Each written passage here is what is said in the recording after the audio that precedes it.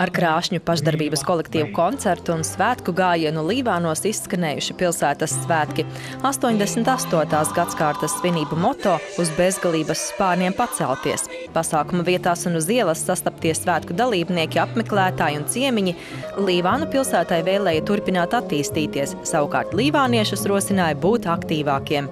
Tā kā mēs pārstāvam apdrošināšanu, un es novēlu visiem līvāniešiem būt drošība. Ar mums ir droši. Lai bērni, jaunieši paliek Līvānos, lai vecie nāk atpakaļ, lai visi turas pie saviem Līvāniem.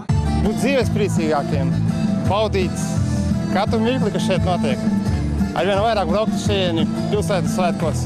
Mīlestību, jautrību un svētku sajūtu šodien. Gājiens Līvānu pilsētas svētkos ik gadu ir kā vienojošs elements, un ar katru reizi tas kļūst kuplāks un kuplāks. Aiz zilā ilgu putna no kultūras centra uz tradīciju laukumu devās pašvaldības oficiālā delegācija, kam sekoja sadraudzības pilsētu delegācijas no Igaunijas, Lietuvas, Polijas un Krievijas. Uzņēmumu iestāžu kolektīvi gājienam gatavojušies saulaicīgi, sarūpējot atbilstošus tērpus un citu atribūtiku.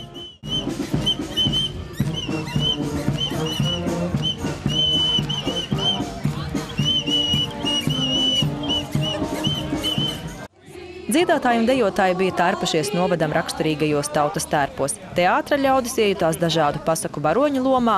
Vietējā ziedu salona kolektīva galvas segas bija rotātas ar dzīvajiem ziediem. Slimnīcas darbinieki, kā arī bankas pārstāvji izmantoja drošības simbolu sarkanos lietus sargus. Savukārt degvielas tirgotāji zālspļāvēji piekabē veda improvizētu naftas produktu pildīto mucu. Neiztika bez policijas palīgiem Ruņča Rūda un Bebra Bruno. Tāpat vairāki Līvānu kolektīvi uz tradīcijas laukumu devās ar baloniem rokās, kas vēlāk pārtapa krāsainā svētku salūtā. Galvenajā pilsētas svētku koncertā līvānieši sumināja arī goda pilsoni Saeimas deputātu Jāni Klaužu. Katrā dienā, katrā vietā, kur mēs esam, mēs darām katrs savu darbu. Pamazām, palēnām, bet galā rezultāts noteikti ir kopējais izdarītais. Kopējais, ko mēs spējam, kopā, ko mēs varam, to, ko visi kopā saliekam. Un tas ir mūsu novads, mūsu pilsēta, mēs paši. Tas ir noticis tikai pateicoties pareizam virzienam, pareizam plānošanai, pareiziem cilvēkiem, kuri strādā gan mūsu uzņēmumos, gan mūsu skolās, gan mūsu slimnīcā.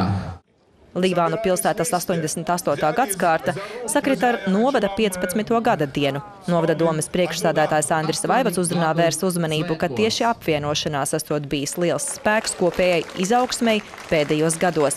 Aiga Kuzmina, Vladimirs Boltans, Vidusdaugavas televīzija.